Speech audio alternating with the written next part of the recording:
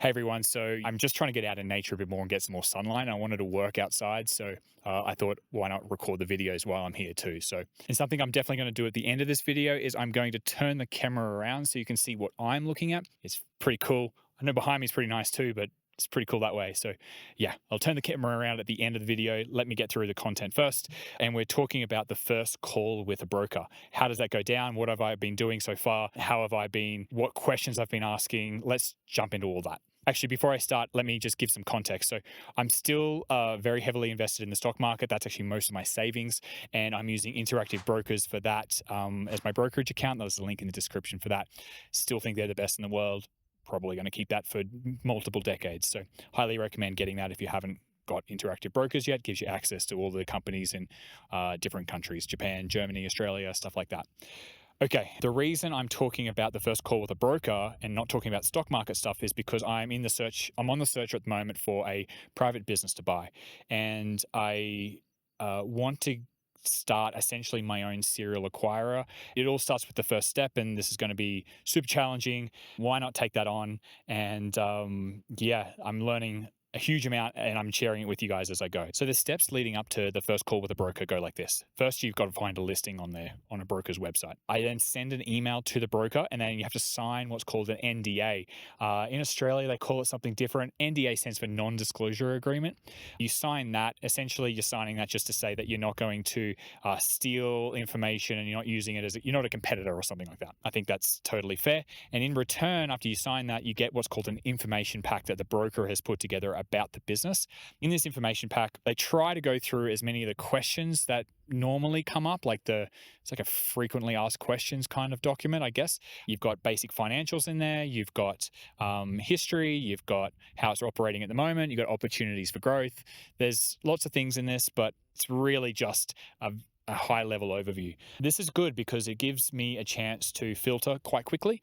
I have a read of this and yeah, if I'm not interested, that's it. I don't have to do anything more. I just go on to the next listing. So, but if I am interested, I then call the broker. And here are the questions that I ask. And the purpose is to get information for my criteria. Criteria here on the screen, criteria in previous episodes too. But here are the questions I ask in order. Okay, the first question I ask is just explain the business to me. I just want to hear it from the broker's point of view. This is an opportunity for them to sort of sell it to me too, because that's what they're dying to do. They're trying to use their sales skills, and I try to get that out of the way nice and early. So I let them ramble on for 5 minutes explaining the business to me and how amazing it is. Every business they represent is amazing. So essentially, I normally just half listen. So that's essentially what's happening in that question. The next question I ask is, why is the seller selling? Retirement is a good reason to sell a business. Any other reason, they're burnt out. I guess it doesn't really matter why they're selling the business, but I just like to know, especially if it's a retirement sale, it just means I understand what's going on clearer. They just had enough.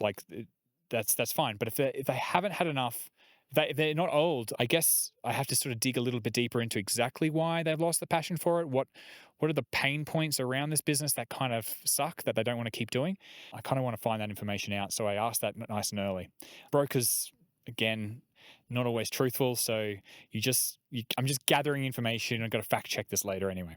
Next question I ask is, what skills do I need? So if I need medical licenses, or do I need experience in the dentist industry, for example? I looked at a dental sort of manufacturing business that were providing dentists with, like, I don't know, not tools and stuff like that, but more like dentures for old people and like custom made stuff like that, like stuff for people's mouths. I didn't really go much deeper than that, but I needed to be essentially a qualified dental manufacturer to do that. And yeah, so I wanted to know what skills is needed for that business. Next question I ask is whether it's an owner-operator situation. So is the owner working full-time in the business, and it's very critical that he stays on, or he or she stays on. And I want to know what the owner does on a day-to-day basis as well. The next question I ask is sort of around their competitive advantage. And I ask it like this. I say, why does a client choose this business? So yeah, I'm trying to figure out competitive advantages, things like that. Then I ask, who is the key person right now? So I want to know whether the owner is still the key person or whether they have a second in charge who's the key person. Just trying to get a feel for what situation that is in. That'll be very helpful in any sort of transition. How does the business get work is the next question. So how does their sales funnels work? How is their advertising working, marketing? What are they doing like that? Is it all word of mouth? Is it all just relationships with the owner? So I know there is a Jack Duffley, I'm going to say, on Twitter.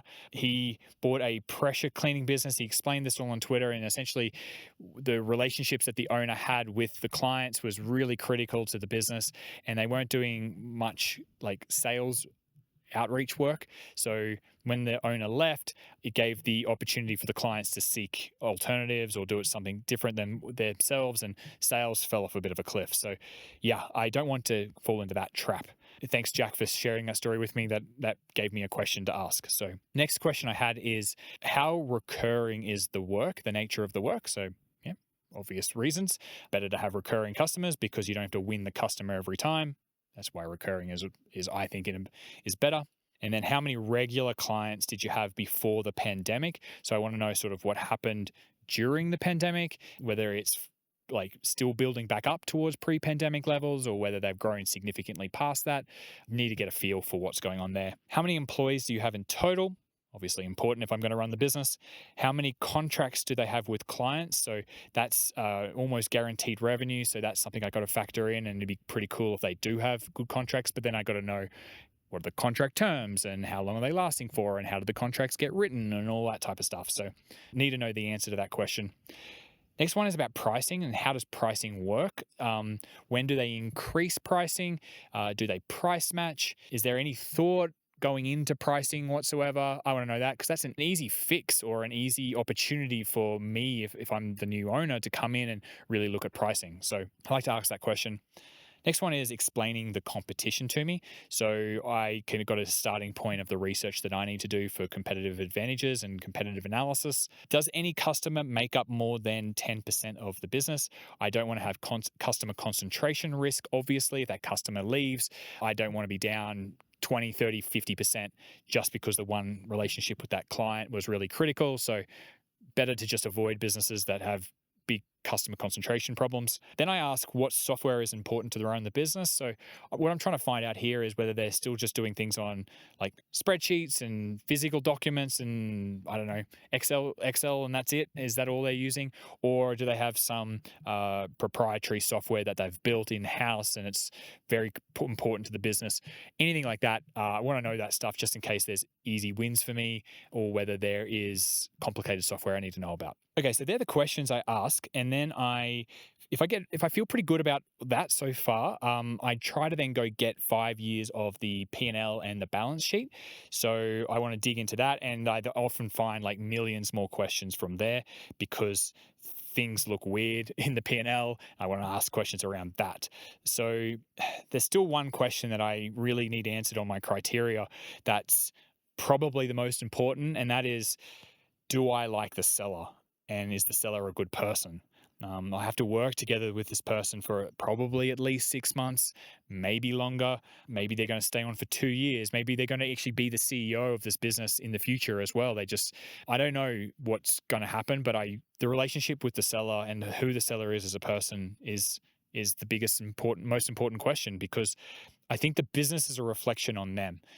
The culture, the relationships they have with clients, how clients treat the business, how employees treat the business, all of this is a reflection of the owner. So that's something that I can only do in the next step, which is start the conversation with the owner. But I need to, before I waste the owner's time, I have to go through the broker first and ask all of those questions, get as much information as I can. And then I go to the owner without that nitty gritty details about explaining the business to me and stuff like that. I can focus on just getting to know the seller really well. So, I've got to show you the view before I finish this video. So let me do that now. Thanks for watching, and I hope you're enjoying this content, following me on this journey. I'm getting closer and closer to finding a business that I want to buy. So yeah, stay tuned for that. All right, let me show you the view.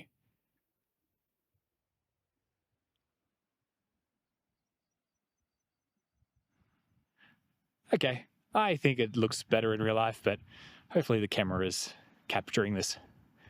this creek down here. There's a little waterfall just here. Don't think you can see it because of the shade. Just in here, there's a waterfall, and yeah. Anyway, Volcha Reka is what I call it. All right.